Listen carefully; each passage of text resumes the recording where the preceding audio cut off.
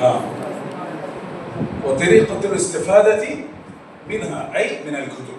ٹھیک ہے، گویا یہ محاضرہ اصل میں دو تین موضوعات کو کور کرے گا. ایک موضوع ہے فقہ حنفی کا بنیادی تعارف، دوسری چیزیں ہیں اس کی خصوصیات، تیسری چیز ہے فقہ حنفی کے مصادر، کن کتابوں سے ہمیں فقہ حنفی حاصل کرنا چاہیے، مواد کہاں سے ملے گا، اور مصادر اصلیہ کیا ہیں، مصادر فرعیہ کیا ہیں، ان کو سمجھنا ضروری ہے. اور طریقۃ الاستفادہ، ان کتابوں سے فائدہ کیسے اٹھایا جائے. تو یہ بڑا موضوع ہے. آج ہم صرف بنیادی طور پر شروع کے دو عنوانات کو لیں گے، اور اس محاضرے کی جو دوسری قسط ہوگی اس میں بقیہ دونوں موضوعات کو لیں گے، اور کتابیں لا کر میں آپ کو عملی طور پر طریقۃ الاستفادہ انشاءاللہ سکھاؤں گا. ٹھیک ہے، چلیے اب آئیے اس موضوع پر. تو سب سے پہلے میں آپ لوگوں سے پوچھنا چاہوں گا، امام ابو حنیفہ کا نام کیا ہے؟ محمد بن ثابت، نعمان بن ثابت. آگے بولیے، دادا کا نام ان کے کسی کو یاد ہے؟ اچھا چلیے کوئی بات نہیں. دوسرا سوال، امام ابو حنیفہ صحابی تھے، تابعی تھے، تابعی تھے، طب الاتباع میں سے تھے، کس میں سے تھے؟ تابعی تھے. کبار تابعین میں سے یا صغار تابعین؟ ماشاء اللہ، کبار تابعین میں سے. کیوں، آپ کے امام ہیں اس لیے؟ اچھا ٹھیک ہے. تیسرا سوال یہ ہے کہ آپ حنفی ہیں، ہم سب حنفی ہیں. کیوں ہیں حنفی؟ اماں ابا حنفی تھے اس لیے؟ جی تو دوسرے فقہ کا نہیں ہے، قرآن و سنت سے قریب تھے. امام احمد سے زیادہ کوئی اقرب ہوگا رحمہ اللہ. جی احتیاط پر. بہت اچھا. اور بتائیے، آپ سب بتائیے، فقہ حنفی کی کوئی بھی خصوصیت آپ کے ذہن میں؟ جی اعتدال پسندی، درمیانی راستہ. ہاں اچھا، اعتدال پسندی. جی بولیے، کوئی بھی جواب دے سکتے ہیں. جی دلائل پر اطمینان. بہت اچھا. تجارتی مسائل. تجارتی مسائل. بہت اچھا. جامعیت. پیچھے بتائیے.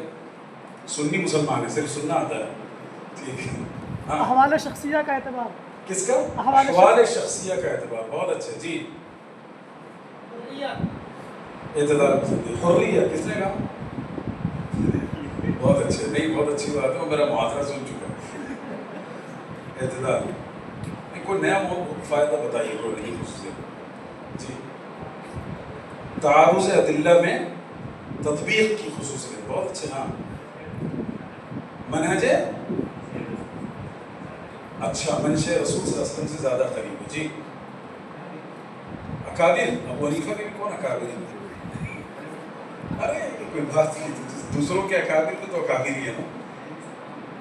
چلیے بہت اچھا، ویری گڈ. ہاں کوئی بولنا چاہیں گے آپ میں سے؟ آپ وقت کے تقاضے کے مطابق، تو اب تو تب وقت بدل گیا، تو پھر حنفی کو بدل دیں. بہت اچھے. آپ سب نے جتنے جوابات دیے سارے درست ہیں. ٹھیک ہے، یہ صرف میں نے اس لیے آپ سے جواب طلب کیا کہ خود آپ دیکھیں کہ آپ کو فقہ حنفی سے کتنی واقفیت حاصل ہے. صرف نسبت حاصل کر لینا، ماں باپ حنفی تھے تو حنفی ہو گئے، شعور کے ساتھ اگر حنفی ہیں تب پتہ چلے گا کہ آپ متخصص ہیں. ٹھیک. اچھا، ایک اور خاص بات یہ ہے، آپ لوگوں کے لیے بہترین سرپرائز ہے. چاہیے سرپرائز؟ انشاءاللہ اس محاضرے کے اختتام پر امتحان ہے اس کا. ٹھیک ہے، اس سے بہتر سرپرائز کیا ہوگا؟ تو یہ تیار رہیے گا، پوری باتیں ذہن نشی رکھیے تاکہ آپ جواب درست دے سکیں. بسم اللہ صحیح.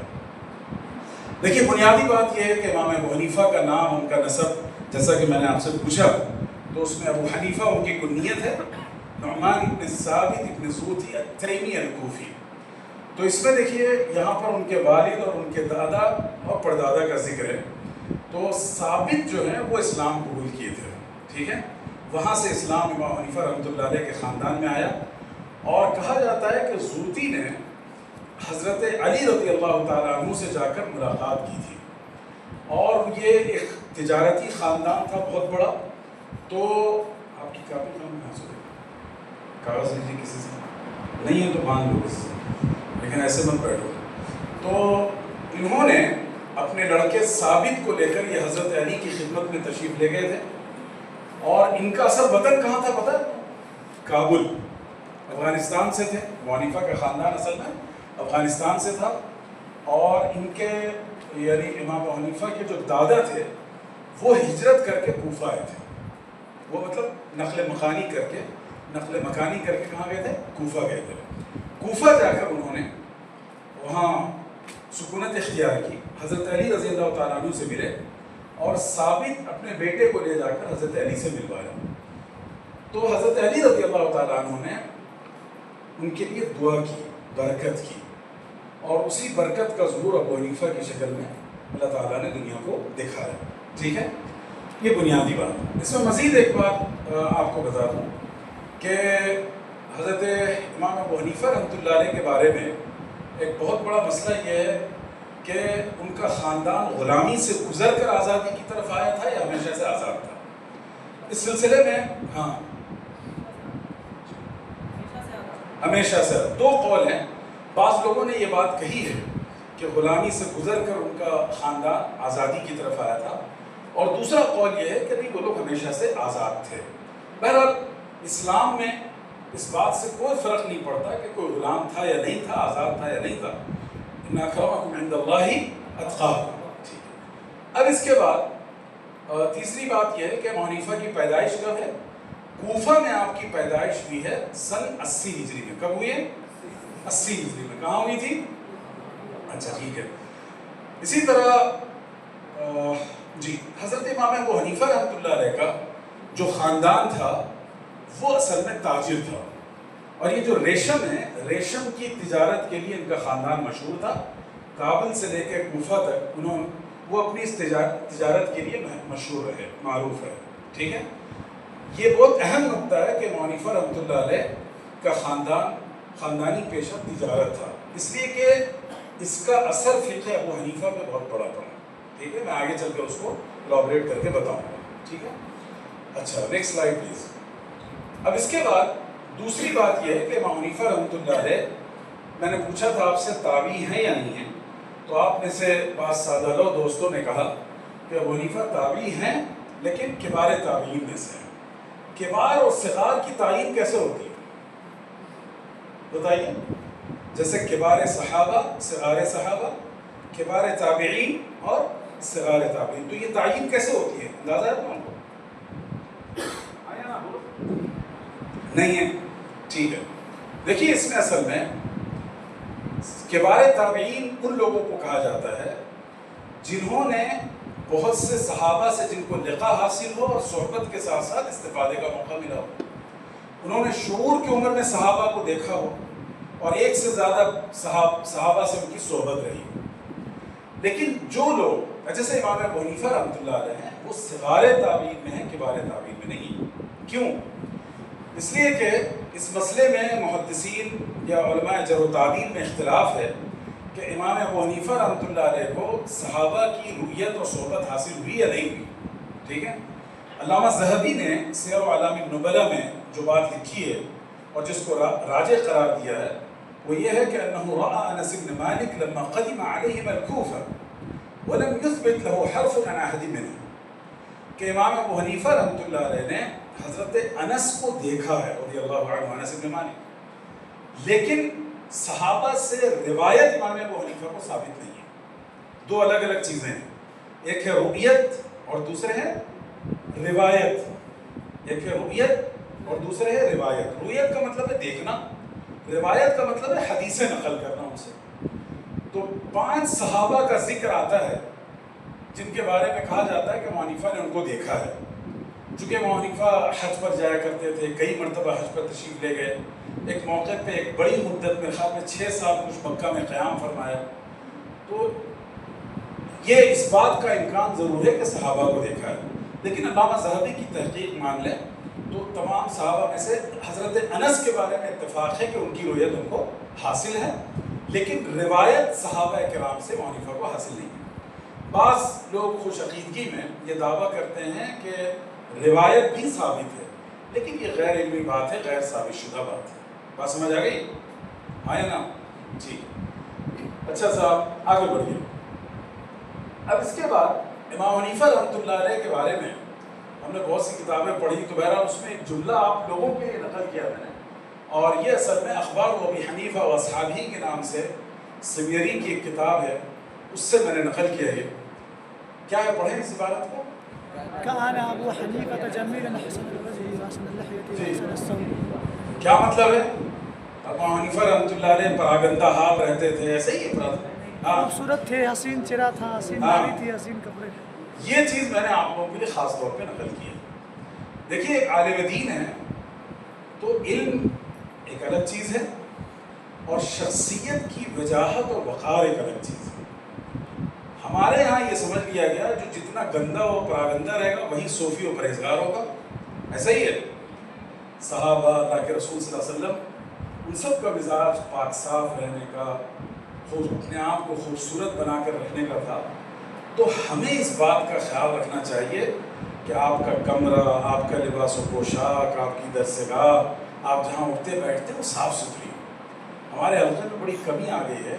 بعض لوگ سمجھتے ہیں کہ پراگندگی کا نام دین اور بزرگی ہے. ایسا ہی ہے نا؟ ہے نہیں. تو اپنے آپ کو صاف ستھرا رکھیے. ابو حنیفہ کی اتباع صرف عدم رفع دین میں نہیں ہے، ان سب چیزوں میں بھی کیجیے. ابو حنیفہ رحمۃ اللہ علیہ کی پیروی. ٹھیک ہے، چلیے نیکسٹ. اب اس کے بعد امام ابو حنیفہ رحمۃ اللہ علیہ کی شخصیت کے مختلف زاویے ہیں. من أين أنت؟ تملنا؟ تفهم الأردو؟ تتابع؟ ولا أترجم لك بالعربية؟ تفهم ها؟ طيب إذا كانت عندك صعوبة بس أخبرني إن شاء الله. طيب، یہ امام ابو حنیفہ رحمۃ اللہ علیہ کے شخصیت کے 4 الگ الگ زاویے ہیں جس نے ابو حنیفہ کو ابو حنیفہ بنایا. بات سمجھ رہے ہیں؟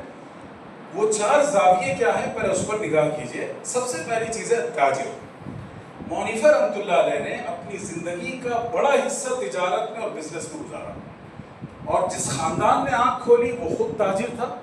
ان کے دادا، ان کے والد تاجر تھے، اور پورے علاقے میں شہرت رکھتے تھے، نیک نامی رکھتے تھے. تو کسی بھی شخصیت کو ڈھالنے میں جو عناصر شامل ہوتے ہیں ان کی بڑی اہمیت ہوتی ہے. تو سب سے پہلی بات یہ ہے کہ ابو حنیفہ رحمۃ اللہ علیہ تاجر تھے. وہ بھی ریشم کی تجارت کرتے تھے، چپلوں کی تجارت نہیں تھی. کس کی تھی؟ ریشم کی. اور اس زمانے میں وہ تجارت بہت اعلیٰ درجے کی تجارت سمجھی جاتی تھی، آج بھی ہے. ٹھیک. دوسری بات ہے الرحال. کیا ہے؟ پڑھائی دکھائی دے رہا آپ لوگوں سے. الرحال. رحال کس کو کہتے ہیں جی؟ خوب سفر زور سے بولو بھائی. سفر کرنے ٹریولر، سفر کرنے والے. تو امام حنیفہ رحمۃ اللہ علیہ نے اپنے گرد و پیش کے بہت سے علاقے، بصرہ کا، عراق کا، کوفہ میں تو پیدا ہی ہوئے، پھر اس کے بعد حرمین کا، مستقل سفر کرتے رہے اور بہت اسفار کیے. دیکھیے، جو آدمی سفر کرتا ہے نا، وہ زندگی کے مشاہدات سے، نئے نئے لوگوں سے ملاقات کر کے وہ بہت کچھ سیکھتا ہے، اور اس کا ذہنی افق بدلتا ہے. جیسے کہتے ہیں نا کنویں کا مینڈل، کس کو کہتے ہیں؟ جو بہت گھومنے والا ہوں. وہ شخص جو ایک چھوٹے سے دائرے، ایک خالے میں زندگی گزار رہا ہو، تو وہ سمجھتا ہے کہ یہی دنیا ہے. لیکن یہی مینڈل جب اس کو نکال کے باہر کر دیجیے گا تو اس کو لگے گا اس کے سوا بھی دنیا ہے، نئے لوگوں سے ملے گا. تو یہی انسان کا معاملہ ہے کہ جب آپ نئے نئے لوگوں سے ملتے ہیں، مختلف تہذیب و ثقافتوں سے آپ کا تعامل ہوتا ہے، تو آپ کو دنیا کو سمجھنے اور برتنے کا سلیقہ آپ کے اندر پیدا ہوتا ہے. تو امام ابو حنیفہ رحمۃ اللہ علیہ نے، وہ ایک طرف تاجر تھے، دوسری طرف وہ کیا تھے؟ الرحال. خوب انہوں نے اسفار کیے، علمی سفر کیے، تجارتی اسفار کیے. تو ان سب نے ان کی شخصیت سازی اور اس کی تشکیل میں بڑا کردار ادا کیا. تیسری چیز ہے المناظر. مناظر کا مطلب کیا ہے؟ شعبہ مناظرہ سے فائدہ.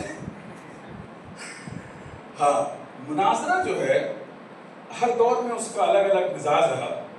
دیکھیے، مناظر سے یہاں مراد یہ ہے کہ امام ابو حنیفہ رحمۃ اللہ علیہ جس علاقے میں سکونت پذیر تھے، کوفہ اور عراق کا پورا وہ علاقہ، تو وہاں گرد و پیش میں خوارج بھی تھے، معتزلہ بھی تھے، شیعہ بھی تھے، علم الکلام کے حوالے سے الگ الگ فرقے پنپ رہے تھے.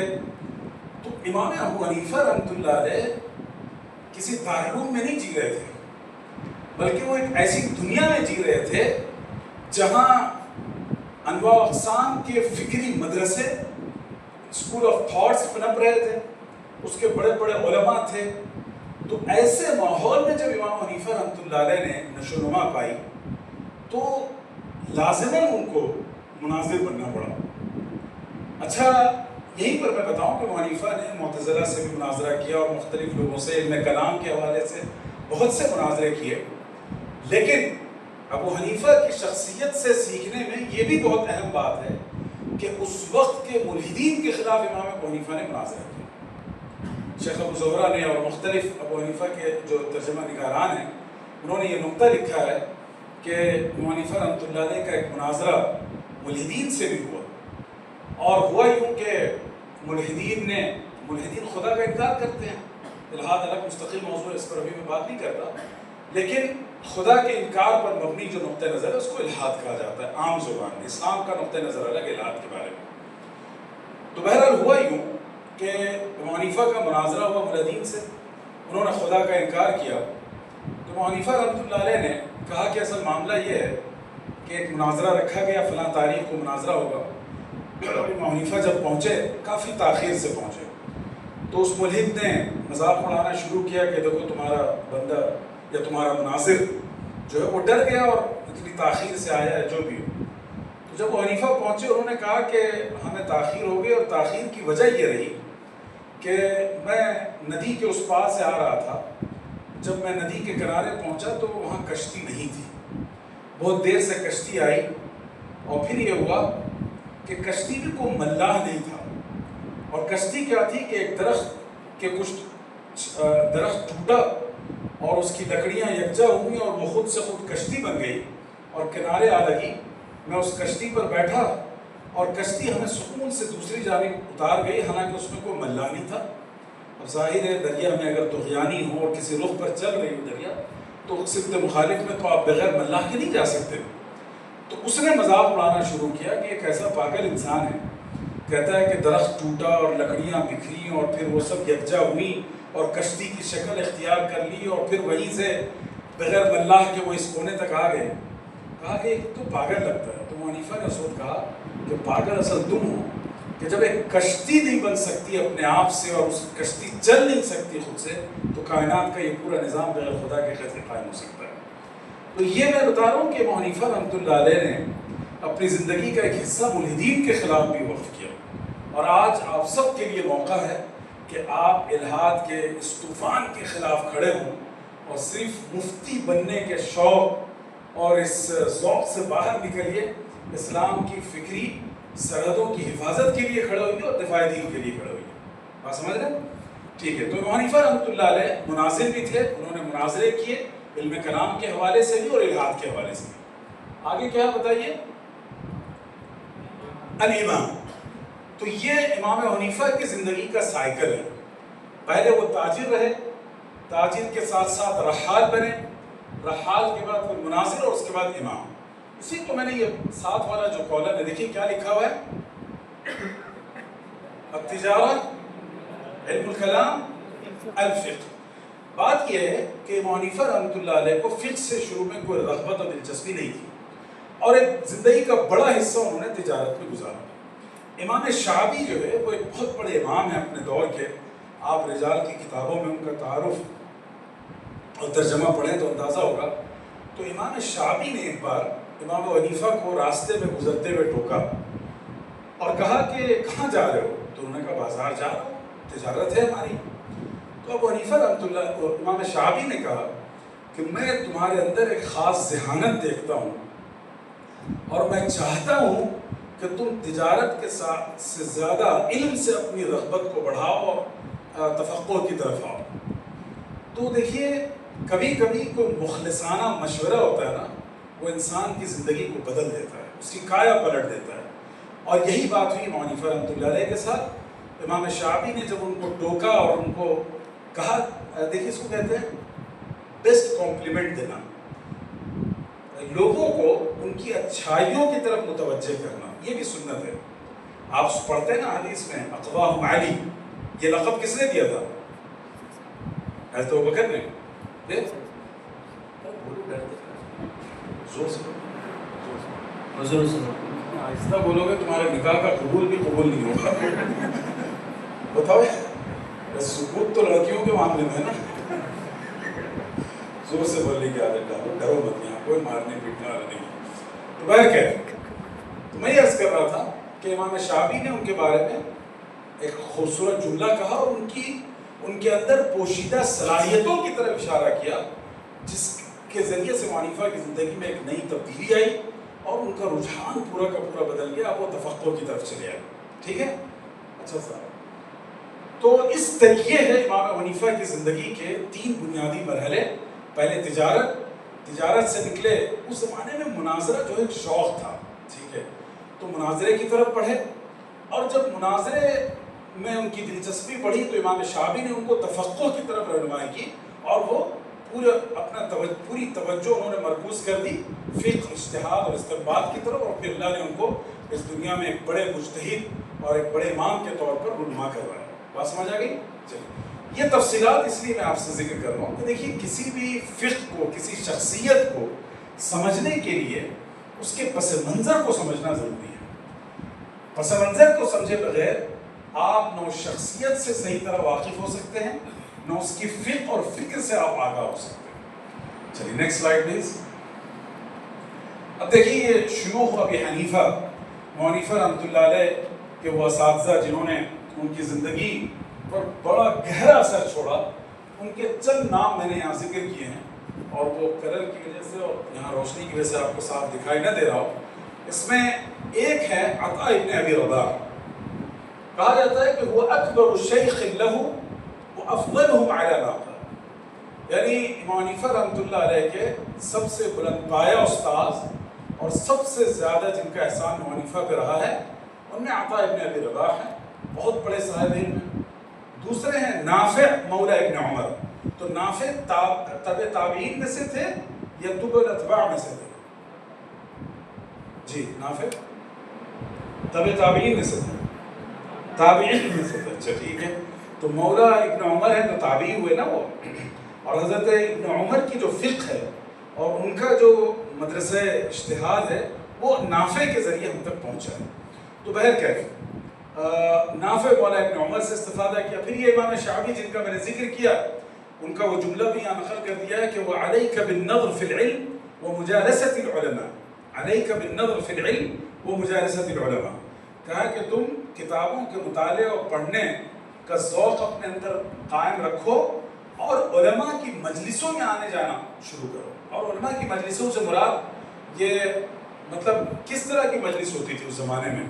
آپ علماء کی سلف کی مجلسیں پڑھیں, وہ صرف علم پر مبنی تھی, نہ کسی کی غیبت, نہ کسی کو کمتر دکھانے کی کوشش اور نہ خواہ مخواہ کے ملفوظات, بلکہ خالص علمی مجلسیں ہوا کرتی تھی. تو یہ 2 باتیں انہوں نے کہی کہ علیک بالنظر فی العلم ومجالسۃ العلماء فإنی أری فیک یقظہ وحرکہ, میں تمہارے اندر بیدار مغزی پاتا ہوں.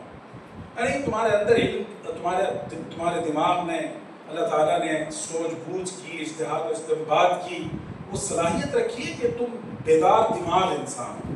ٹھیک ہے, تو یہ جب امام شافعی نے ان کو کہا, اس سے امام حنیفہ رحمۃ اللہ علیہ کی زندگی میں ایک نئی تبدیلی آئی, اور یہ تیسرا پڑاؤ ہے ان کی زندگی کا, تاجر سے مناظر اور مناظر سے فقیہ تک کا.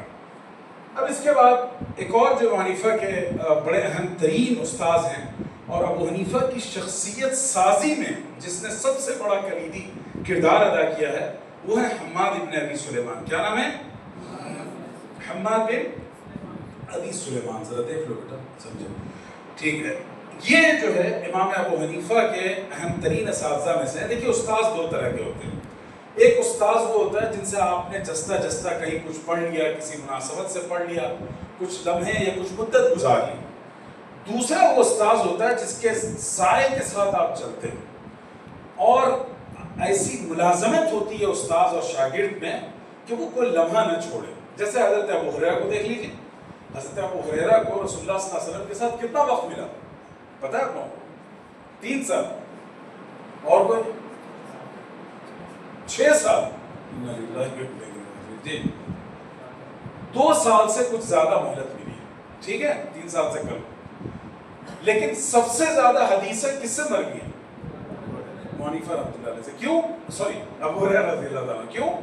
ملازمہ، الصحبہ، کہ انہوں نے رسول اللہ صلی اللہ علیہ وسلم کو ایسا ان کا دامن تھاما کہ نہ کھانے کی فکر، نہ سونے کی فکر، نہ خاندان کے لیے دوڑ بھاگ، نہ کاروبار، نہ بزنس، نہ تجارت، نہ زراعت. پوری زندگی ٹچ کر دی دربار رسول صلی اللہ علیہ وسلم.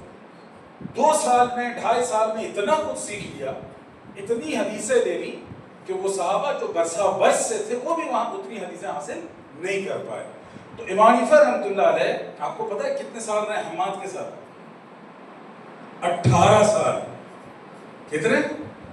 آپ میں سے کسی نے کوئی استاذ کی 18 سال صحبت حاصل کی اب تک؟ نہیں. Next slide please. تو دیکھیے امام حنیفہ کے جو سب سے اہم ترین اور کلیدی استاد جنہوں نے ان کی زندگی پر بڑا اثر ڈالا وہ تھے حماد ابن ابی سلیمان، اور ان کے ساتھ 18 سال امام حنیفہ رحمۃ اللہ علیہ نے گزارے صبح شام. ساتھ میں حماد کی وفات 120 ہجری میں ہوئی ہے. امام حنیفہ کی کب ہوئی ہے؟ 150. تو 20 سے لے کے 150 تک کتنے سال ہو گئے؟ 50 سال ہو گئے؟ 30 سال ہوئے. اچھا، تو 30 سال امام حنیفہ رحمۃ اللہ علیہ نے مسند سلیمان کیا نام ہے حماد ابن ابی سلیمان پر بیٹھ کر اپنے استاذ کی نیابت کی ہے ان کی وفات کے بعد. پھر اس کے بعد حضرت عمر ابو حنیفہ رحمۃ اللہ علیہ کی عمر کیا تھی جب ان کے استاذ کا انتقال ہوا؟ 40 سال حضرت امام ابو حنیفہ کی عمر تھی. تو 40 سال میں نبوت دی جاتی کہ نہیں؟ تو حضرت امام حنیفہ کو اپنے استاذ کی خلافت مل گئی، ان کی جانشینی مل گئی کہ ان کی جگہ بیٹھ کر ان کے مسند پر پڑھانے لگے. بہرکیف تو یہ امام حنیفہ کے اساتذہ کا ذکر ہے. بہت سے اساتذہ ہیں، میں آگے ان کی تعداد میں ذکر کروں گا، لیکن ان میں سب سے زیادہ جو لوگ اثر انداز ہوئے امام حنیفہ پر ان میں سے یہ چند لوگ تھے، اور خاص طور پر حماد کا ذکر ہے. Next please. حماد جو خود اس پانی لگے. اب دیکھیے یہی سلائیڈ ہے، اس سے پہلے کچھ ہے؟ حماد آپ چھوڑ دیجیے اسے. جی یہی سلائیڈ ہے، اس سے پہلے کچھ ہے؟ اچھا ٹھیک ہے چلیے. اب دیکھیے جیسے انسانوں کا سلسلہ نسب ہوتا ہے تو علم کا بھی ایک سلسلہ نسب ہوتا ہے. ٹھیک ہے، تو فقہ حنفی جو ہے اس کا جو سلسلہ ہے وہ ان اساتین سے گزر کے ہوتا ہے. امام حنیفہ یہاں اوپر ہے یا نیچے ہوگا؟ عبداللہ بن مسعود کے اوپر رہیں گے نا وہاں پر. اچھا کدھر ہو گیا؟ نیچے. ہم نے خالی رکھا تھا تاکہ آپ سے پوچھیں. تو ابو حنیفہ حماد ابن ابی سلیمان، سب سے زیادہ حماد ابن سلیمان نے ان پر اثر انداز کیا. حماد نے پورا علم جس استاد سے سیکھا ہے ان کی اساتذہ کی لمبی فہرست ہے، لیکن ان میں جو ہے ابراہیم نخعی سب سے سر فہرست ہے. جیسے ابو حنیفہ کو ابو حنیفہ بنانے میں حماد ابن سلیمان کا کردار ہے، اسی طرح حماد کو حماد بنانے میں ابراہیم نخعی کا کردار ہے. تو اس سے آپ اندازہ لگا سکتے ہیں کہ یہ سلسلہ نسب کیسے جا رہا ہے. اس کے اوپر کون ہے؟ جی علقمہ. ٹھیک ہے. اس کے بعد عبداللہ بن مسعود. حضرت عبداللہ بن مسعود کے بڑے اہم شاگرد ہیں علقمہ. تفسیر ہو، فقہ ہو، ہر ایک میں ان کے اخبار آپ کو ملیں گے. تو بہرکیف یہ ہے السلسلہ العلمیہ. احناف کا جو علمی سلسلہ نسب ہے وہ اس طریقے سے حضرت عبداللہ بن مسعود تک پہنچتا ہے. اور اس میں ایک اور نام شامل کر لیجیے، حضرت علی بن ابی طالب. تو صحابہ میں حضرت علی اور حضرت عبداللہ بن مسعود، یہ 2 صحابی ایسے ہیں رضی اللہ عنہم اجمعین جن سے احناف کا سلسلہ علمی جا کر ملتا ہے. ٹھیک ہے، نیکسٹ سلائیڈ پلیز. اب دیکھیے یہاں امام حنیفہ کے تلاميذ کا ذکر اگر کیا جائے تو امام حنیفہ کے تلاميذ جو ہے وہ سینکڑوں ہیں. کتنے ہیں؟ سینکڑوں میں ہیں. محدثین نے ان کا ذکر بھی کیا ہے. تو جیسے امام حنیفہ سے جن لوگوں نے حدیثیں نقل کی ہیں یا علم و فقہ نقل کیا ہے ان کے ترجمہ نگاروں نے لکھا ہے کہ 700 سے زیادہ لوگ ہیں. اچھا آپ اس کو دارالعلوم دیوبند کے دارالحدیث دیکھ کر کہیں گے کہ وہاں تو 1000 لوگ پڑھ رہے ہیں ہر سال، تو ابو حنیفہ کی صرف 700.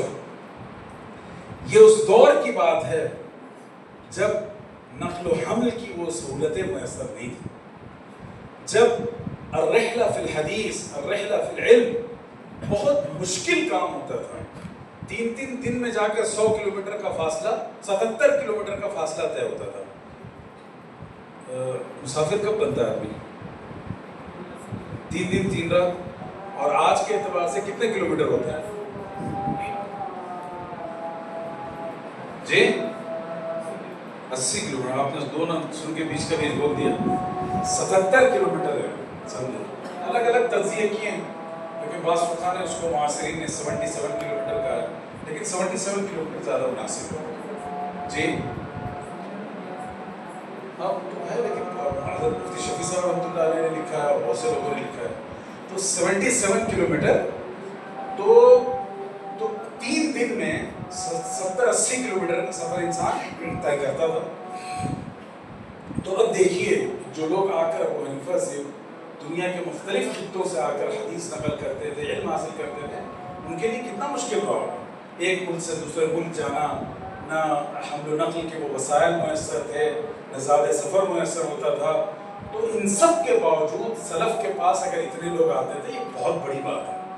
اچھا صاحب، اس میں دوسری چیز، تلاميذ میں عبداللہ بن مبارک اپنے آپ میں امام ہیں، لیکن وہ ابو حنیفہ رحمۃ اللہ علیہ سے ان کو شرف تلمذ حاصل ہے. محمد ابن عبداللہ الانصاری ہیں، اسحاق الازرق ہیں، اور بھی بہت سے لوگ ہیں. ابو حنیفہ کے شاگردوں میں ہم کو صرف 3 نام یاد رہتے ہیں. کیا کیا؟ آپ اپنا نام سیکھ، ہاں زور سے بولو. امام محمد، ابو یوسف اور زفر. اور چوتھا نام کو بتا؟ حسن ابن حذیل، زیاد اللؤلؤی، اور زفر تو بتا دیا. ہاں، تو یہی 4 نام عام طور پہ لوگوں کو بڑی مشکل سے یاد ہوتے ہیں، اس لیے میں نے ان کے سوا نام یہاں لکھے.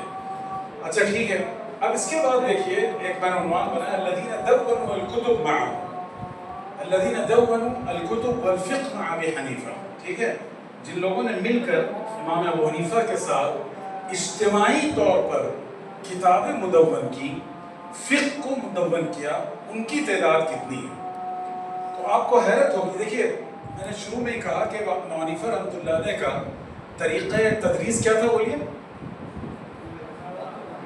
القاء اور الحوار، حوار. ٹھیک ہے، حوار کے ذریعے سے ابو حنیفہ پڑھایا کرتے تھے. تو منہج استنباط جو ابو حنیفہ کا تھا وہ انفرادی نہیں تھا، اجتماعی تھا. کیسا تھا بولیے؟ اجتماعی تھا. آپ کو حیرت ہوگی، علامہ کوثری ایک بہت بڑے، جانتے ہیں نام سنا آپ لوگوں نے علامہ کوثری؟ کون تھے بتائیے؟ مظفر نگر کے تھے کہ میرٹھ کے تھے؟ ترکی کے تھے. تو علامہ کوثری کا ترکی سے تھے. اچھا ٹھیک ہے.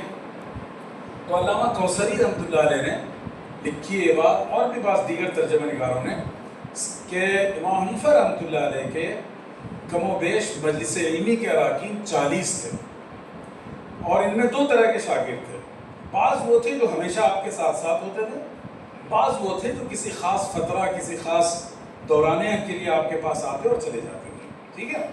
لیکن جو مجلس علمی تھی اس میں مختلف اوقات میں جو لوگ شریک رہے ان کی تعداد 40 ہے. یہ بات اس لیے اہم ہے کہ آج دنیا میں اجتماعی اجتہاد کے ادارے کام کر رہے ہیں.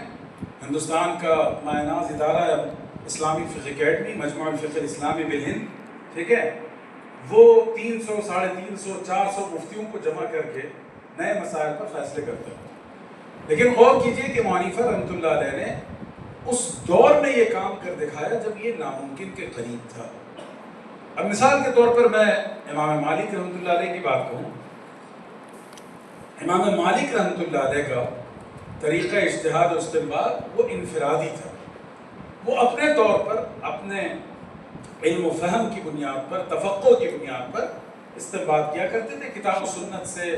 اور پھر امام مالک کے پاس ایک خاص مصدر ہے جس کو کہتے ہیں عمل اہل المدینہ. اہل مدینہ کا کیا طرز رہا، کسی مسئلے کو لے کر ان کا کیا طریقہ کار رہا، اس کو بھی وہ بنیاد بناتے ہیں. کون؟ امام مالک. لیکن بہرحال امام ابو حنیفہ رحمۃ اللہ علیہ جب استنباط کرتے تو وہ انفرادی اجتہاد کے بجائے اجتماعی اجتہاد کو ترجیح دیتے. حالانکہ امام ابو حنیفہ جس مقام اور تفقع کے حامل تھے ان کے لیے یہ کافی تھا کہ وہ اپنے اجتہادات کو املا کرا دیتے.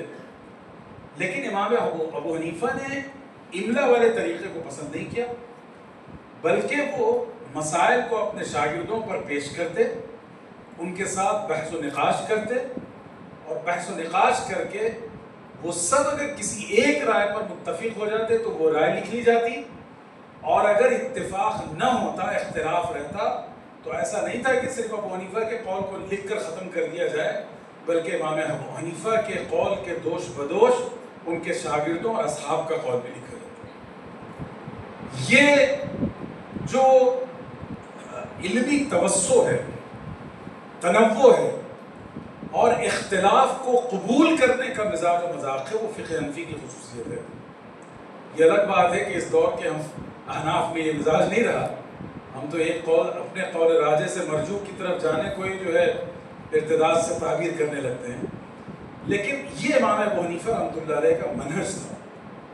وہ چاہتے تو القاء کرتے، املا کرا دیتے، لیکن انہوں نے اجتہاد الجماعی کی رائے اختیار کی، اور اپنے تلاميذ کی رائے کو بھی اتنی ہی اہمیت دی جتنی اہمیت ان کی اپنی رائے کی تھی. بات سمجھ رہے ہیں؟ اور آپ آگے چل کر اصول افتاء میں یہ بات پڑھیں گے کہ کون سے ابواب ہیں جس میں امام ابو حنیفہ کے قول کو راجح قرار دیا جائے گا، اور کون سے ابواب ہیں جس میں صاحبین کے قول کو ترجیح دی جائے گی بمقابلہ ابو حنیفہ کے قول کے. تو یہ جو منہج استنباط ہے اور توسع ہے، اختلاف کو انگیز کرنے کا، جو امام ابو حنیفہ رحمۃ اللہ علیہ نے طریقہ سکھایا، جو منہج سکھایا، ہمیں اس کا پابند رہنا چاہیے. حنفیت جیسے کہ میں نے کہا، جس طرح آمین بالسر میں آپ حنفیت کے تابع ہیں، تو اس منہج میں بھی ابو حنیفہ کے قول اور منہج کی ہمیں اتباع کرنی چاہیے. بہرحال تو دیکھیے، الذین دونوا الکتب بالفقہ مع ابو حنیفہ فيصل عددهم إلى 40، وقد عده الإمام الكوثري رحمه الله وغيره من الأساتذة والعلماء. Next. جی، اب یہاں پر ایک بہت اہم نقطے کی طرف میں آپ کو لے کے جا رہا ہوں، یہ آپ کے لیے شخصی طور پہ مفید ہے. آپ میں سے کون طلبہ ہیں جو دین میں تفقہ پیدا کرنا چاہتے ہیں؟ ہاتھ اٹھائیں.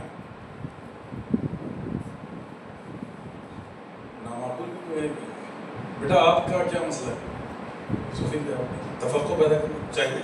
ہاتھ اٹھاؤ. ہاں جی، آپ کو نہیں چاہیے؟ بوڑھے ہو ایسے چھوٹا سا ہاتھ کو نہیں لگا کے. جی،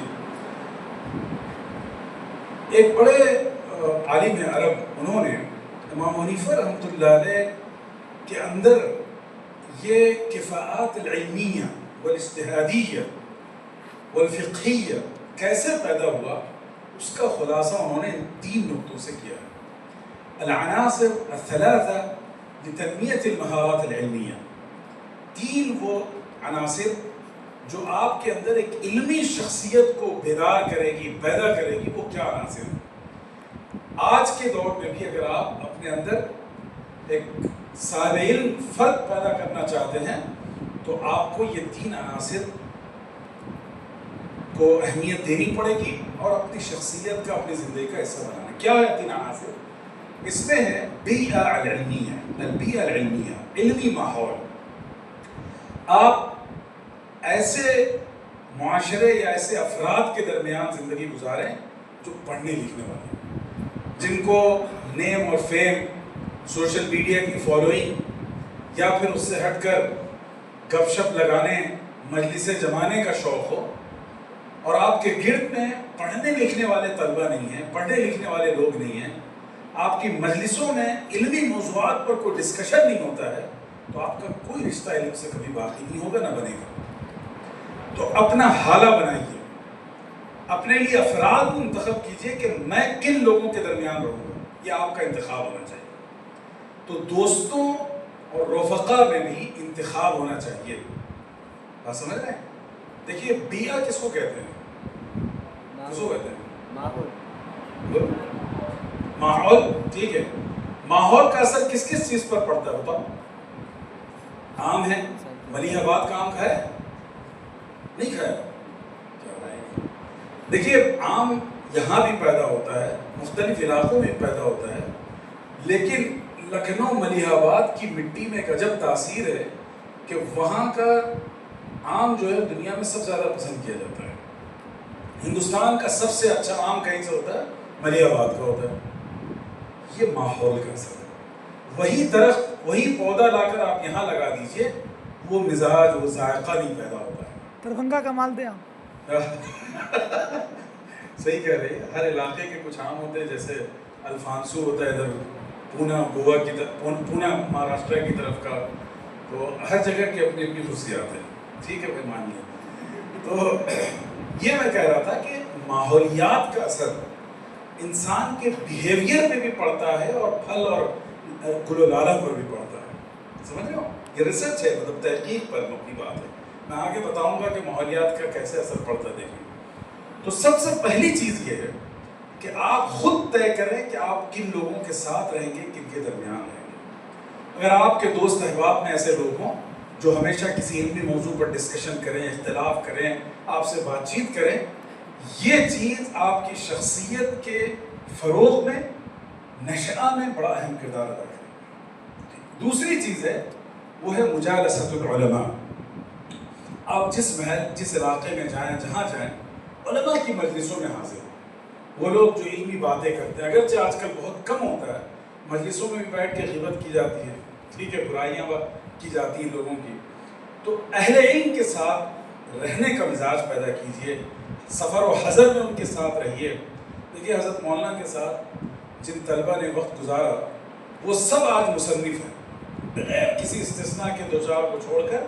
حضرت مولانا کی صحبت میں جو لوگ رہے، جن کو انہوں نے املا کرایا، سفر و حضر میں اپنے ساتھ رکھا، تو وہ سب کے سب آج مصنف ہیں. علمی موضوعات پر کام کرتے رہے، علمی مجالس میں شرکت کرتے رہے، مجامع فقہیہ کے سیمینار میں رہے. تو یہ صحبت کا اثر ہوتا ہے مجالسۃ العلماء. آپ کا ایک شاکلہ بنتا ہے. ٹھیک ہے. تو دوسری چیز ہے مجالسۃ العلماء. اہل علم کو پکڑیے، ان کی مجلسوں میں حاضر ہونے، بیٹھنے، ان کے ساتھ ادب کے ساتھ پیش آنے، اپنے رابطے کو بحال کرنے کی کوشش کی. تیسری چیز ہے لزوم الشیخ. ایک اپنا علمی مربی طے کر لیجیے. شیخ سے مراد کو بوڑھا انسان نہیں ہے، مطلب ہے کہ کوئی علمی مربی آپ کا طے ہو. آپ کسی موضوع پر پڑھنا چاہتے ہیں، مثال کے طور پر آپ کے ذہن میں ایک سوال پیدا ہوا کہ مصالح مرسلہ کی حجیت کس کے پاس ہے، نہیں ہے، امام شافعی اس کو حجت مانتے ہیں، نہیں مانتے. ٹھیک ہے. تو اب اس کے لیے آپ ایک ایسا استاذ ہو جو قدم بہ قدم آپ کی رہنمائی کرے کہ اس موضوع پر فلاں کو پڑھ لو، فلاں کو پڑھ لو، اصول فقہ کی کتاب پڑھ لو. تو یہ جو علمی رہنمائی ہوتی ہے قدم بہ قدم، یہ ایسا ہی ہے جیسے ایک بچہ، شیرخوار بچہ دھیرے دھیرے چلنا شروع کرتا ہے تو اپنے ماں باپ کی انگلی تھام کر وہ قدم اور مرحلہ طے کرتا ہے. ٹھیک ہے. تو لزوم استاذ و معلم و شیخ الذي يرشد إلى القضايا العلمية الحية ويرشده إلى ما يقرأ إلى ما لا يقرأ، فهذا قد يلعب دورا رياديا وقياديا في تنمية الشخصية. ٹھیک ہے. یہ تین بنیادی عناصر ہیں، اور یہ میں نے شیخ ابو زہرہ نے ان کی کتاب تاریخ المذاہب الاسلامیہ، اس میں انہوں نے امام ابو حنیفہ کی شخصیت کا خلاصہ کرتے ہوئے نقطہ ذکر کیا ہے. مجھے یہ بات بڑی پسند آئی تھی تو میں آپ لوگوں کے لیے نقل کر لی. Next please. جی کیا ہے؟ منابع فقہ ابی حنیفہ الاربعہ. دیکھیے یہ بہت اہم چیز ہے، اس پر نگاہ رکھیے گا اور اسے قلم بند کیجیے. امام ابو حنیفہ رحمۃ اللہ علیہ کی فقہ کے سرچشمے کیا ہیں؟ سمجھ رہے ہیں؟ منابع فقہ امام ابی حنیفہ الاربعہ. یہ بہت بنیادی چیز ہے. کیوں یہ مسئلہ اہم ہے؟ اس کی اہمیت کی وجہ یہ ہے عزیزوں کہ دیکھیے امام ابو حنیفہ رحمۃ اللہ علیہ پر لوگوں نے تہمت لگائی. کیا تہمت لگائی ہے؟ کہ یہ اصحاب الرائے میں سے ہیں، نہ کہ اصحاب الاثر. ٹھیک ہے. اثر سے مراد احادیث النصوص. ٹھیک ہے. ایک تہمت یہ ہے. دوسری تہمت ہے قلت الحدیث، کہ حنیفہ کے پاس حدیثیں ہی نہیں ہیں. خطیب بغدادی نے تاریخ بغداد میں ایک بے بنیاد اور غیر مستند قول کسی کا نقل کر دیا کہ ابو حنیفہ کو صرف 16 حدیثیں یاد تھیں، نعوذ باللہ. ٹھیک ہے. اور آج کل کے بعض علم بیزار یا جو سلف بیزار لوگ کیا کرتے ہیں، اس قول کا حوالہ دیتے ہیں کہ ابو حنیفہ کو تو صرف 16 حدیثیں یاد ہے، وہ اجتہاد کیا کریں گے؟ ہے نہیں، سنتے کہ آپ کے تو پیش میں آج کل سوشل میڈیا پہ بھی بہت بڑے بڑے مجتہدین ہیں. تو میں یہ عرض کر رہا تھا کہ یہ سب جو امام ابو حنیفہ پر تہمتیں لگی، اس تہمت کا جواب یہ نہیں ہے کہ آپ آستین چڑھا کے کہیں کہ تمہارا گلا گھونٹ دیں گے، تم غلط کہہ رہے ہیں. ان کو علمی جواب دیجئے، ان کو تاریخ سے روشناس کرائیے، ان کو ان حقائق سے آگاہ کیجیے جو اصل میں فقہ حنفی کا مرجع و مصدر ہے، جو اصل میں سر چشمہ ہے.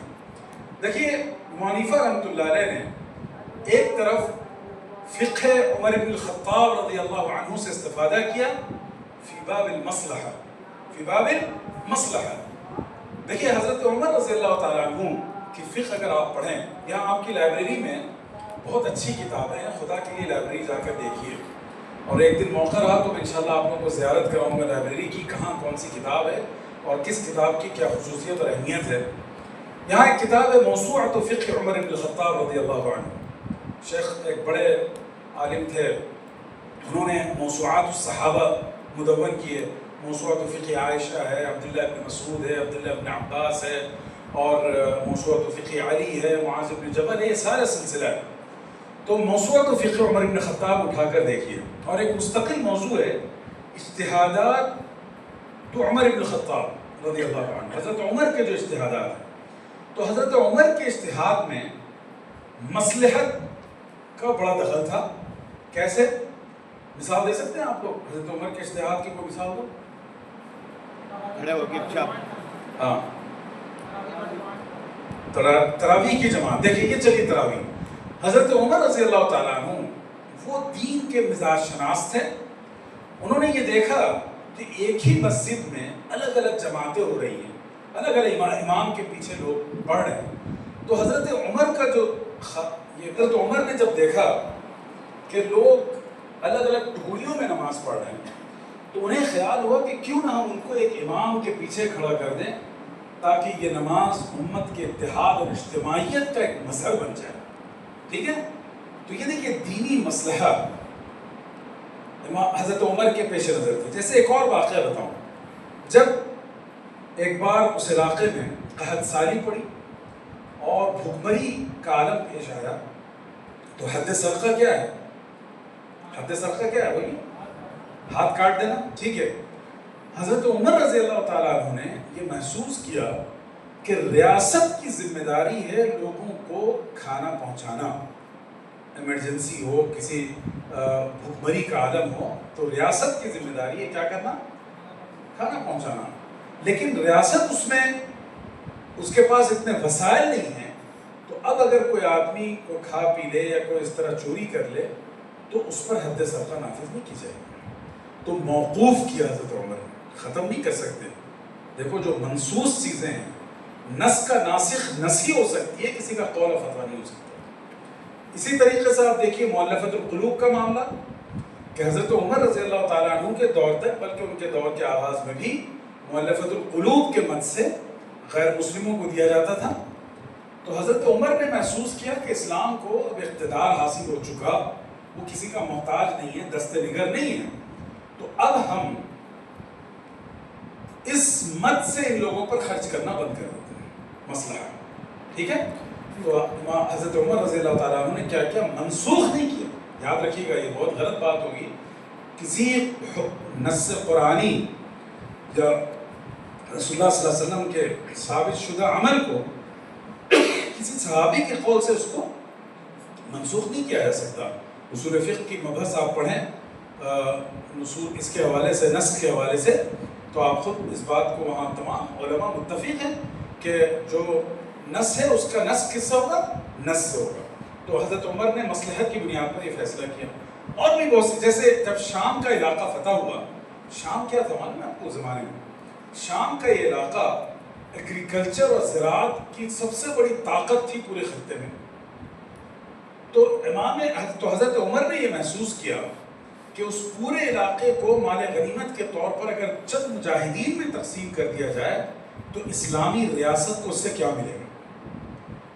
تو حضرت عمر نے فرمایا کہ ایسا نہیں کریں گے. اور آپ کو حیرت ہوگی اس مسئلے کے بارے میں لوگوں نے لکھا ہے کہ کوئی 40 دن تک غالباً صحابہ میں اور آپ کی جو شورا تھی حضرت عمر کی، اس میں بحث ہوئی. حضرت عمر یہ رائے رکھتے تھے، صحابہ اس کے خلاف تھے. کہا کہ وہ تو نص سے ثابت شدہ چیزیں، ہم کیسے بدل سکتے ہیں اس کو. لیکن جب حضرت عمر نے اپنے دلائل سے، اپنے حجت سے ان لوگوں کو مطمئن کر دیا، تب جا کر صحابہ راضی ہوئے، پھر یہ فیصلہ. تو یہ المبنی علی المصلحہ، ٹھیک ہے، ایک بات. دوسرا ہے فقہ علی. فقہ علی المبنی علی الاستنباط والغوص فی طلب حقائق الشرع. حضرت علی رضی اللہ تعالیٰ عنہ کہ جو فقہ تھی یا ان کا جو اسلوب تھا وہ اصل میں استنباطی تھا. وہ کیا تھا؟ استنباطی تھا. جیسے حضرت عمر کا وہ مشہور قول ہے نا، لولا علی لہلک عمر. ہوا کیا تھا کہ خاتون پر حد نافذ کی جا رہی تھی اور حضرت علی نے اس سے روکا. کیا کہہ کر روکا؟ کہ قصور اس عورت کا ہے لیکن اس کی کوکھ میں پلنے والے بچے کا قصور نہیں ہے، اور جب آپ سزا نافذ کریں گے اس پر تو اس کا بچہ اس کی زد میں آئے گا. تو پہلے وضع حمل کی مدت مکمل ہو اور پھر مدت ہی مکمل نہ ہو، بلکہ جس مدت تک وہ بچہ صرف اپنی ماں کا محتاج ہے وہ مدت بھی مکمل ہو، اس کے بعد پھر ہم اس کے اوپر حد نافذ کریں گے. تو دیکھیے کتنا دقیق استنباطی منہج تھا حضرت علی رضی اللہ تعالیٰ عنہ کا. تو آپ صلی اللہ علیہ وسلم نے حضرت ابو حنیفہ نے حضرت علی کے فقہ سے استنباطی منہج کو لیا. تیسری چیز ہے علم عبداللہ ابن مسعود. حضرت عبداللہ ابن مسعود کے علم میں استخراج. آپ لوگ پڑھتے ہیں، جی آپ لوگ پڑھتے ہیں کہ تخریج کس کو کہتے ہیں؟ تخریج المسئلہ علی مسئلہ او فرع علی اصول. ایک مسئلے کو کسی اصول کے بنیاد پر کیا کرنا، اس کا حکم شرعی نکالنا، استنباط کرنا. تو حضرت عبداللہ ابن مسعود اس میں طاق تھے اور ان کے اس منہج کو امام حنیفہ نے نافذ کیا. تیسری چیز ہے علم عبداللہ ابن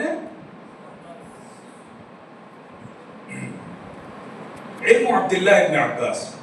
حضرت عبداللہ ابن عباس ان کو ترجمان القرآن کا لقب ملا تھا اور خود دربار نبوت سے ان کو دعا دی گئی تھی. تو حضرت عبداللہ ابن عباس چونکہ علوم القرآن کے ماہر تھے اور قرآن سے استنباط اور نصوص قرآنی سے اجتہاد ان کا خاص مزاج و مذاق تھا. تو حضرت امام حنیفہ رحمۃ اللہ علیہ نے اس سے بھی استفادہ کیا. یہ کہہ دینا کہ صرف عبداللہ ابن مسعود کی فقہ سے استفادہ کیا، یہ امام حنیفہ کے ساتھ انصاف نہیں ہے، بلکہ امام حنیفہ رحمۃ اللہ علیہ نے ان چاروں سرچشموں سے استفادہ کیا اور اس کا رنگ آپ کو فقہ حنفی میں ہر جگہ کہیں نہ کہیں ملے گا. کہ دیکھیے امام حنیفہ کے جو مسائل ہیں، جتنے اجتہاد کیے امام حنیفہ رحمۃ اللہ علیہ نے، ان میں سے 3/4 مسائل وہ ہیں جو کسی نہ کسی فقہ میں معتبر مانے گئے ہیں، اس کو تسلیم کیا گیا. تو اب کتنے بچے؟ 2/4 بچا نا. صوفی ہو دماغ حاضر رکھو. ایک میں کتنے چوتھائی ہوتی ہے؟ 4 کے 5 6 4. تو 4 جو ہے اس میں سے 3/4 وہ ہے جو تمام مذاہب میں کہیں نہ کہیں وہ مشترک ہے، یا تو فقہ مالکی میں ہے یا فقہ شافعی میں ہے یا فقہ حنبلی میں ہے. تو اگر آپ یہ تہمت لگاتے ہیں فقہ حنفی پر کہ یہ جو ہے رائے پر مبنی ہے، قیاس پر مبنی ہے، نصوص سے اس کا کوئی تعلق نہیں ہے، تو پھر وہ تہمت ان تینوں مذاہب پر بھی لگتی ہے. لگے گی نہیں لگے گی؟ اس لیے کہ اس کے 3/4 مسائل تو ان تینوں میں مشترک ہیں کہیں نہ کہیں کسی کے ساتھ. تو اس لیے اس تہمت کا سب سے بڑا علمی اور عملی جواب یہ ہے کہ وہ مسائل 3/4 ایسے ہیں جس میں سب مشترک ہیں، کوئی نہ کوئی امام حنیفہ کے ساتھ موافق ہے. اب رہ گئے 1/4 مسائل. یہ کتنے مسائل ہیں؟ ان کے بارے میں ایک کتاب ہے المصنف لابن ابی شیبہ. کیا نام ہے؟ المصنف لابن ابی شیبہ. مصنف ابن ابی شیبہ یہ 3ری صدی ہجری میں لکھی گئی کتاب ہے اور احادیث کا، آثار صحابہ کا، اقوال تابعین کا بہت بڑا مصدر و مرجع ہے. یعنی آپ کو فقہ حنفی کی کوئی دلیل چاہیے کسی مسئلے کی تو آپ چلے جائیے مصنف اٹھائیے، آپ کو وہاں مل جائے گی. اس لیے کہ اس میں احادیث کے ساتھ ساتھ صحابہ کے آثار بھی ہیں، تابعین کے اقوال بھی ہیں، یہ ساری کی ساری موجود ہیں. کتنے جلدوں میں یہ کتاب؟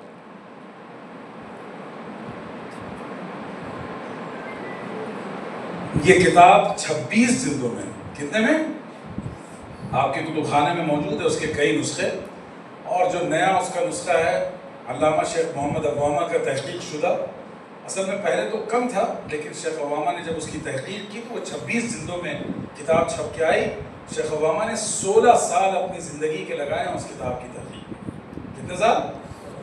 16 سال، تب وہ 26 جلدوں میں چھپ کر آئی۔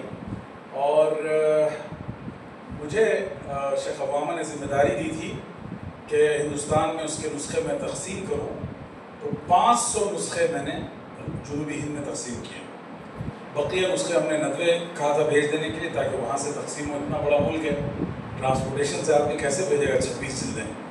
تو یہ جو کتاب ہے مصنف ابن ابی شیبہ، ابن ابی شیبہ اصل میں وہ امام شافعی کی طرف رجحان رکھتے تھے، تو انہوں نے چند مسائل کی طرف اشارہ کر کے کہا ہے کہ یہ وہ مسائل ہیں جس میں امام ابو حنیفہ نے صریح نص کی مخالفت کی ہے۔ کیا کیا انہوں نے؟ صریح نص کی مخالفت کی ہے۔ ان مسائل کی تعداد کوئی ابن ابی شیبہ نہیں، دیگر فقہا جنہوں نے بھی لکھا ہے اس موضوع پر، وہ کوئی 130 یا 150 مسائل ہیں، ٹھیک ہے۔ لیکن اگر آپ یہ مصنف ابن ابی شیبہ پڑھیں تو 20ویں جلد میں غالباً یہ باب آیا ہے، باب الرد علی ابی حنیفہ، ٹھیک ہے۔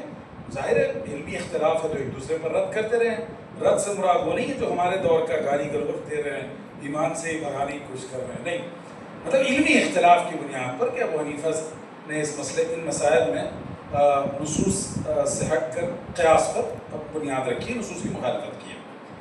لیکن اس پر دو علماء نے بہت اچھا کام کیا۔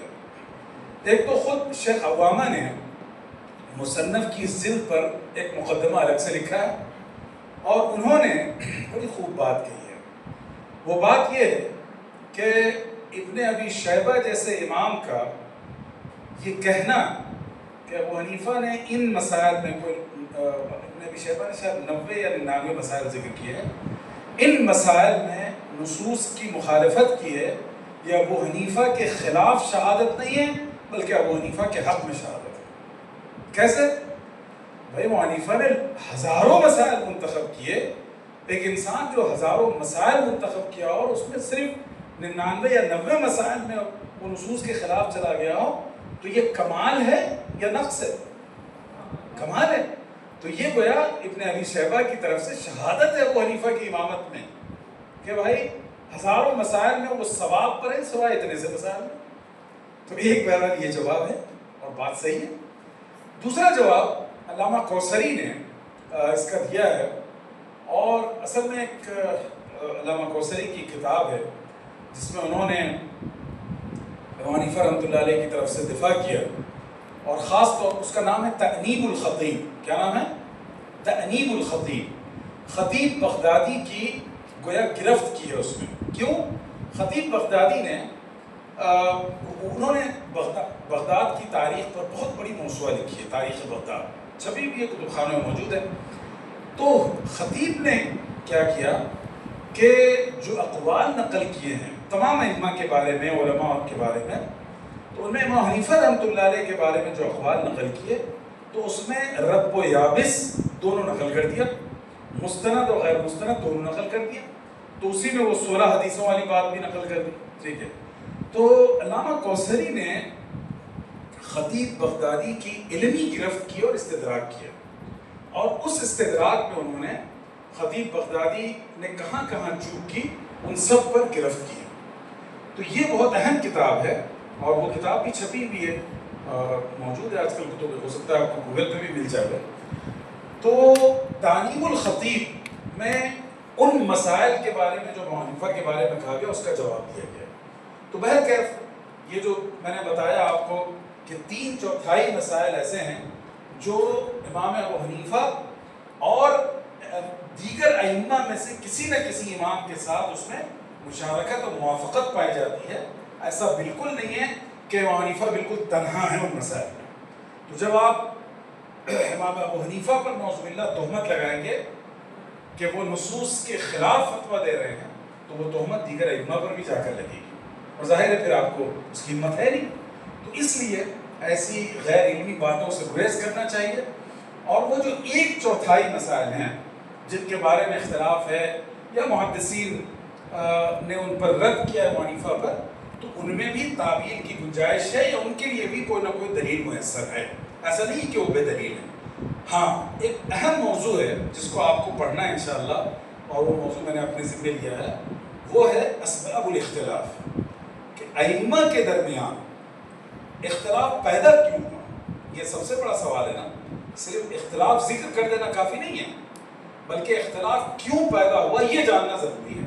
تو وہ جب آپ پڑھیں گے تو آپ کو پتہ چلے گا کہ ابو حنیفہ رحمۃ اللہ علیہ کا قول اگر کسی مسئلے میں دیگر ائمہ سے مختلف ہے تو ان کے اسباب کیا ہیں۔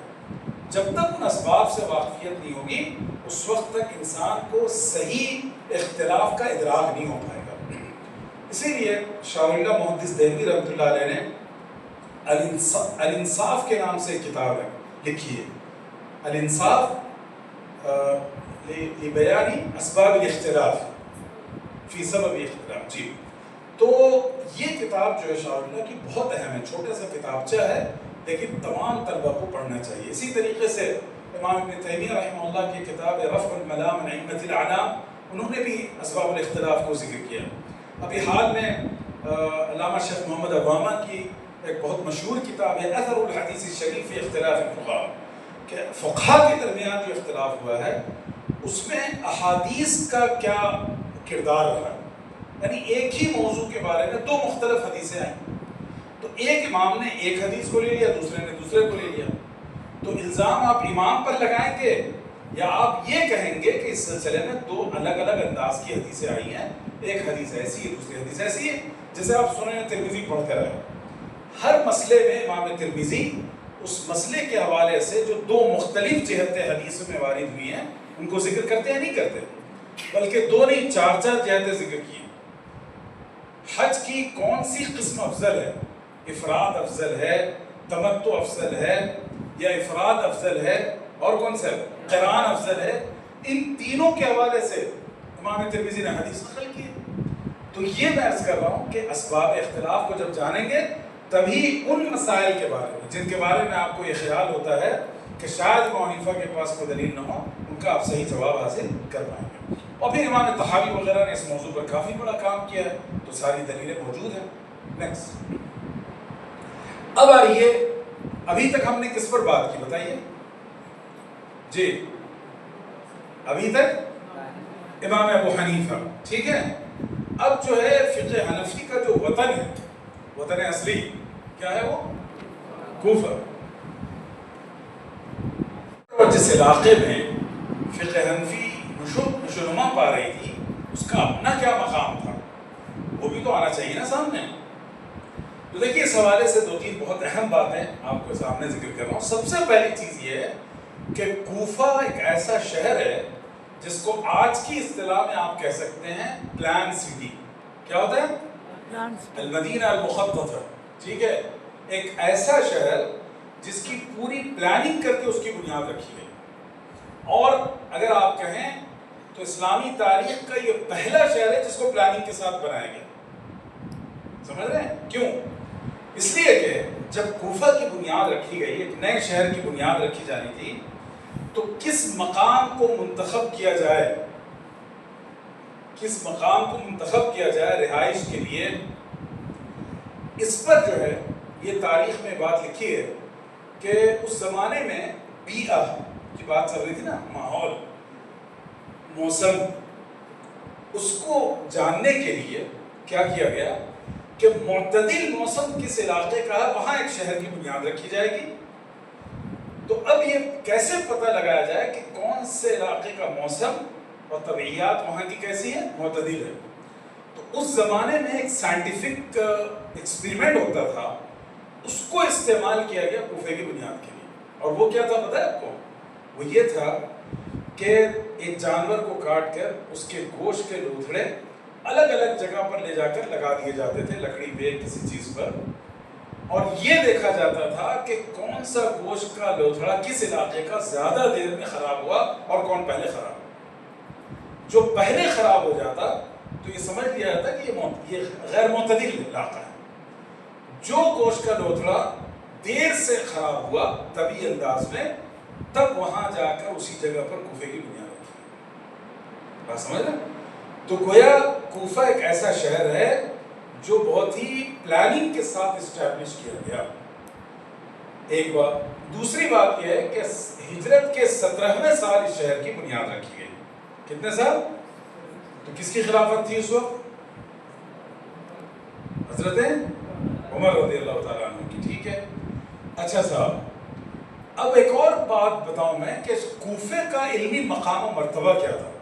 کوفے کا علمی مقام و مرتبہ کیا تھا، اس کو اگر آپ جاننا چاہ رہے ہیں تو دیکھیے انس ابن سیرین وہ کہتے ہیں کہ اتیت الکوفہ، میں کوفہ میں داخل ہوا، فرأیت فیہا 4000 یطلبون الحدیث و400 فقہوا.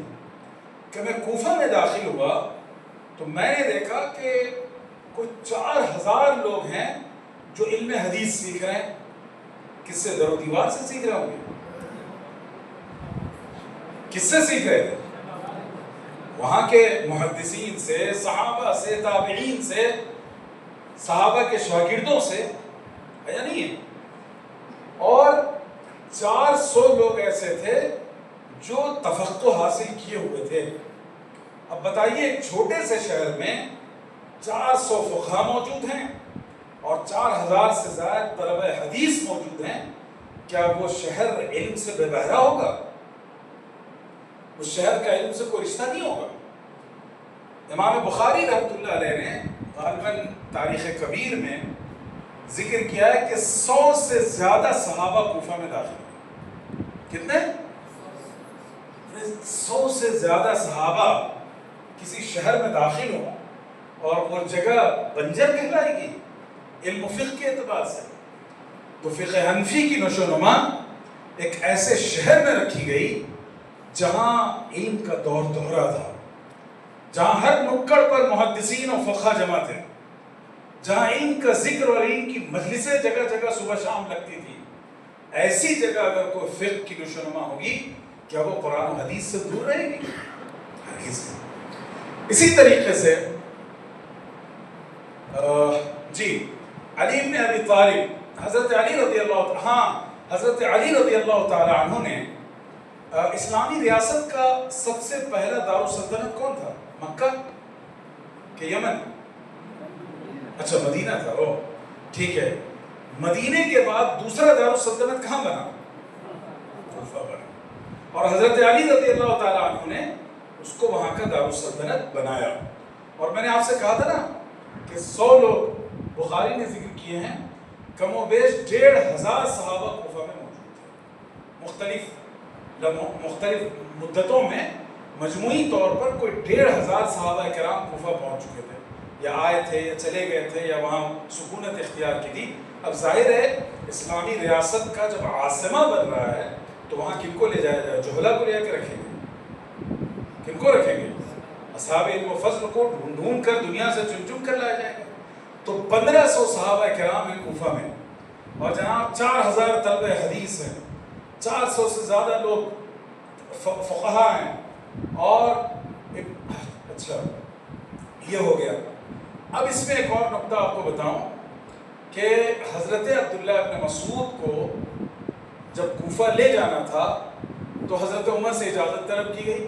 اہل کوفہ آئے کہ ہم ان کو دے دیجیے، تو حضرت عمر دینے کو راضی نہیں تھے، کیونکہ ابن مسعود جو ہے وہ صحابہ میں اصحاب افتاء میں سے تھے، فقہا میں سے تھے. مختلف فقہی اور مشکل مسائل میں لوگ ان سے رجوع کیا کرتے تھے. تو حضرت عمر رضی اللہ تعالیٰ عنہ نے بہرحال اجازت دی اور ایک جملہ کہا کہ ابن مسعود کو تمہارے حوالے کرتے ہوئے میں ایثار سے کام لے رہا ہوں. یعنی ہمارا جی نہیں چاہتا کہ ابن مسعود کو چھوڑیں، ہم تو چاہتے وہ یہی رہے، لیکن اہل کوفہ کی علمی فقہی تربیت اور اجتہاد استنباط کے دورہ کے لیے ہم ان کو وہاں بھیجتے ہیں. سمجھ آئی بات؟ تو یہ مقام تھا کوفہ کا. اب آپ اس کا خلاصہ یہاں دیکھ لیں. 17 ہجری میں اس کی بنیاد رکھی گئی حضرت عمر ابن خطاب کے حکم سے. اور انس ابن سیرین کہتے ہیں کہ 4000 سے زیادہ طلبہ حدیث میں نے دیکھے، 400 سے زیادہ فقہا دیکھے. اور پھر علی ابن طالب، حضرت علی ابن ابی طالب رضی اللہ تعالی عنہ نے اس کو اسلامی ریاست کا ہیڈ کوارٹر بنایا، دارالسلطنت بنایا، اور جناب وہاں 15 فی الدین کا دارالسلطنت بنا، اور وہیں فقہ حنفی کی نشو نما۔ نیکسٹ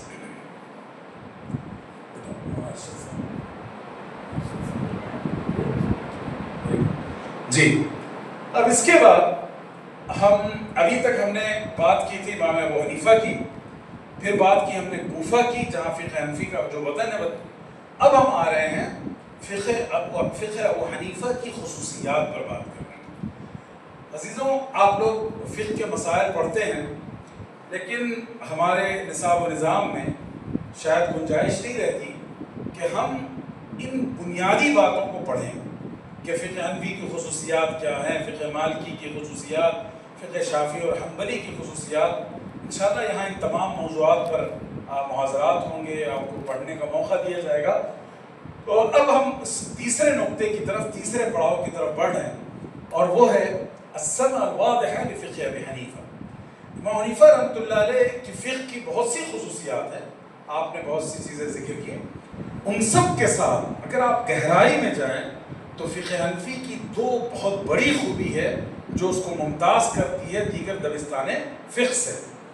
ان میں سے ایک ہے الروح التجاریہ، ٹھیک ہے، اور دوسرا ہے حمایت الحریہ الشخصیہ۔ تجارتی مسائل میں جو معاملات مالیہ ہیں، فقہ الاقتصاد الاسلامی ہے، اس میں فقہ حنفی کا ایک بہت ہی عجب معیار ہے، ٹھیک ہے، اور وہ کیوں ہے؟ میں نے شروع میں آپ کو بتایا تھا ابو حنیفہ تاجر، ٹھیک ہے، وہاں اصل میں اس کی بنیاد پڑی۔ امام ابو حنیفہ اپنے تمام تر مشاہدات اور تجربات اور خبرات کے ساتھ جب وہ استنباط کرنے کے لیے بیٹھے تو انہوں نے بیوعات کے مسائل کو، فقہ المالیات کے مسائل کو جو حل کیا، اس میں دونوں چیزیں شامل رہیں۔ ایک طرف التاصیل یعنی تاصیل فی الکتاب والسنہ، اور دوسری طرف وہ ان کا خبرہ اور مشاہدہ جو انہوں نے میدان تجارت سے سیکھا۔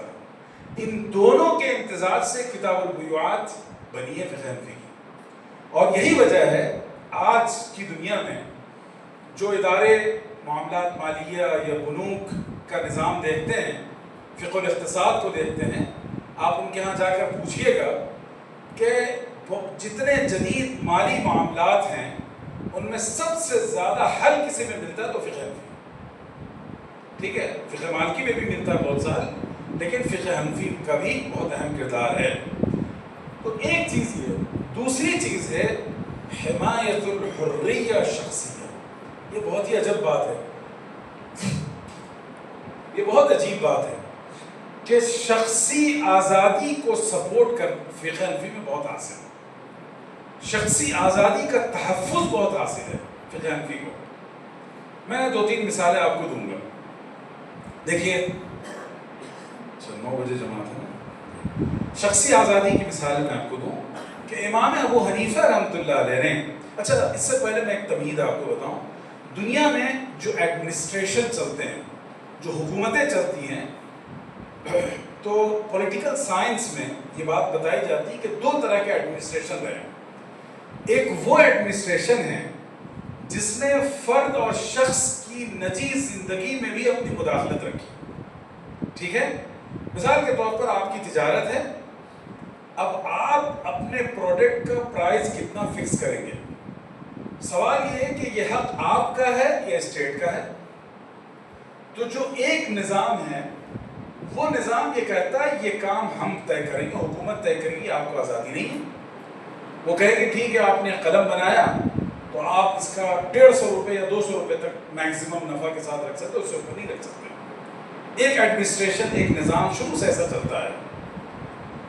دوسرا نظام وہ ہے، وہ کہتا ہے کہ جب پروڈکٹ آپ کا ہے، آپ صاحب عقل و شعور ہیں، تو آپ کو ہی اختیار ہوگا کہ آپ طے کریں آپ کے پروڈکٹ کی قیمت کیا ہوگی۔ اس کو کہتے ہیں الحریہ الشخصیہ۔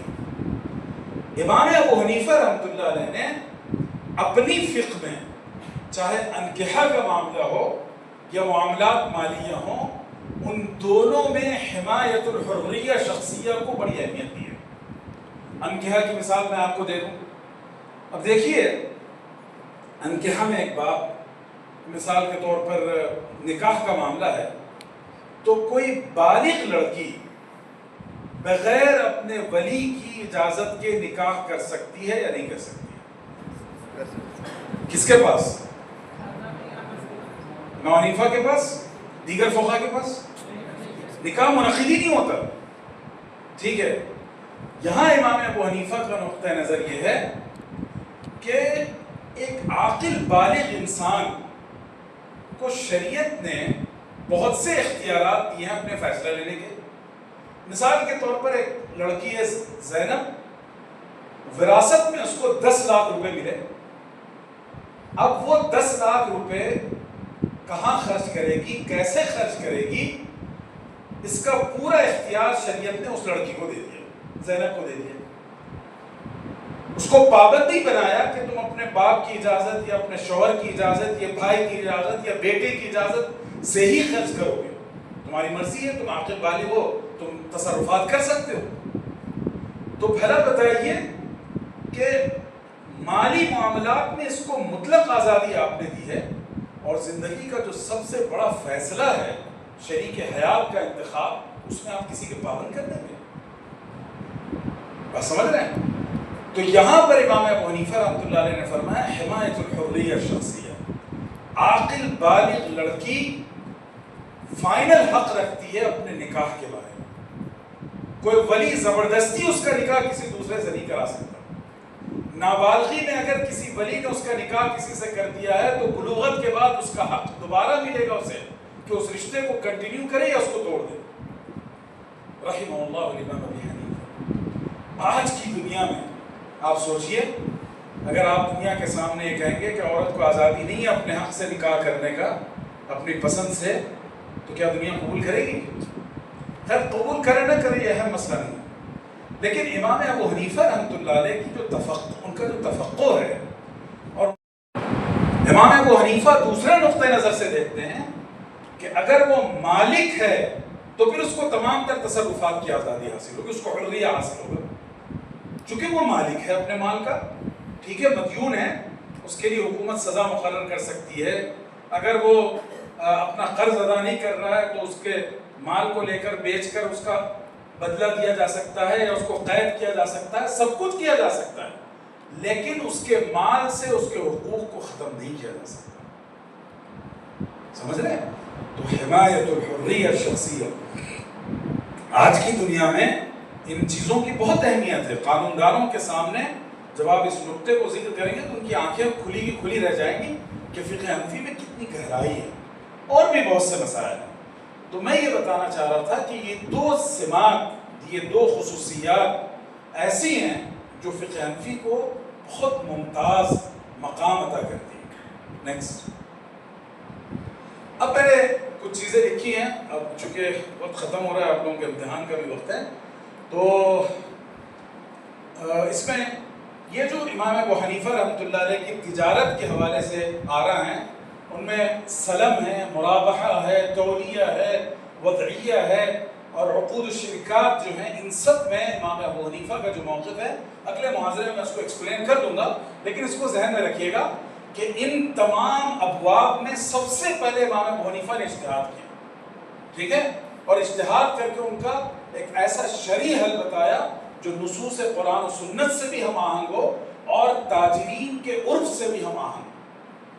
ٹھیک ہے، اسی طریقے سے امام حنیفہ رحمۃ اللہ علیہ نے عقود تجاریہ جو بزنس کانٹریکٹس ہیں ان کے بارے میں 4 بنیادی شرطیں رکھی ہیں. جو میں نے کہا نا کہ ابو حنیفہ تاجر، انہوں نے اپنے مشاہدات کو 4 شرطیں ذہن میں رکھیے گا. العلم بالبدلین، دونوں بدل کا معلوم ہونا ضروری ہے. جب جہالت آئے گی، اور وہ جہالت جو مفضی للنظام، ہر جہالت نہیں. مثال کے طور پر ہم نے آپ کو پیسے دیے کہ ہمارے لیے گھر بنا دیجیے، ٹھیک ہے، آپ نے 1 کروڑ کا معاہدہ کیا ہم سے، تو آپ کی ذمہ داری یہ ہے کہ اس کا جو بدل گھر کی صورت میں 1 کروڑ کے بدلے دے رہے ہیں، اس کی پوری تفصیلات مجھے بتائیں. کتنے بیڈ روم ہوں گے، ہال ہوگا، کچن ہوگا، کتنے باتھ روم ہوں گے.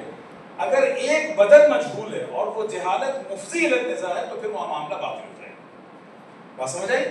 العلم بالبدلین، دونوں بدل، ثمن اور مبیع دونوں کی باطلی. دوسری چیز ہے تجنب الربا و شبہ الربا.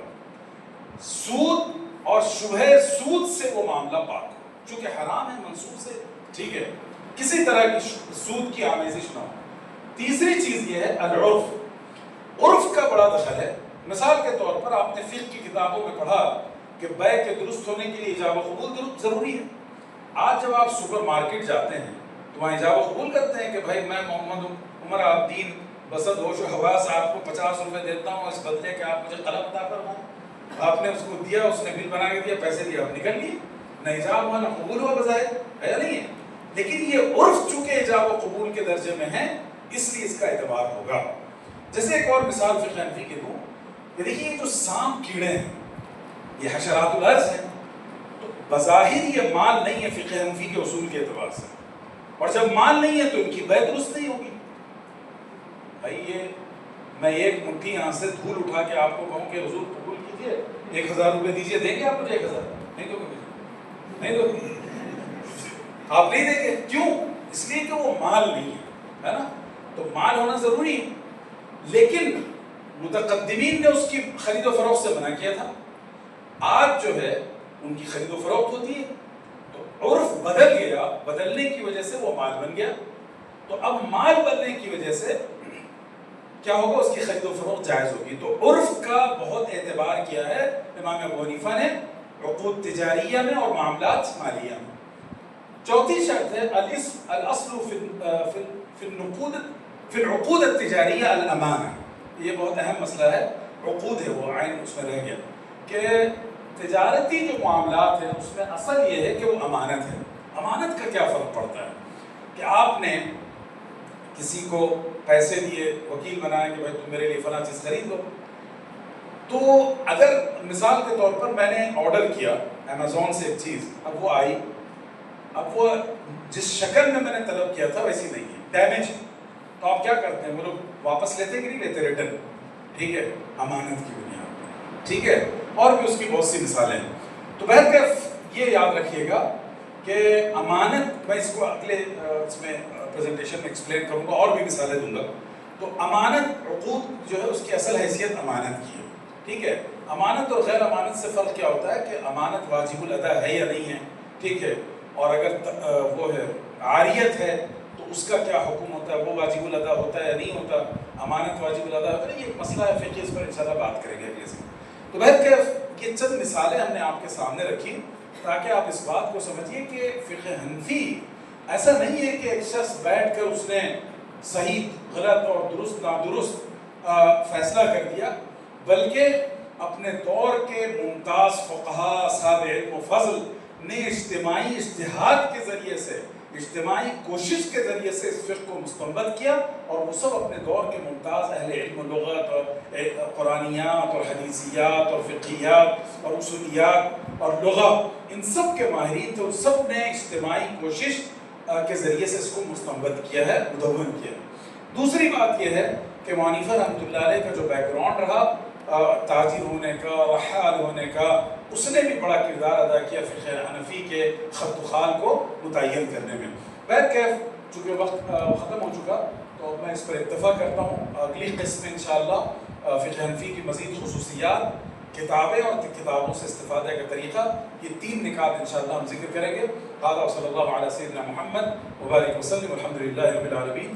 آپ سب یہ جو آپ کو صفحات دیے جا رہے ہیں اس پہ صرف ٹک لگانا ہے، کوئی لکھنے اکھنے کا کام نہیں ہے بڑا، 2-4 منٹ میں کیجیے اور امانت کے ساتھ کیجیے، ٹھیک ہے، دونوں مل کے دیکھ کے مشورہ کریں۔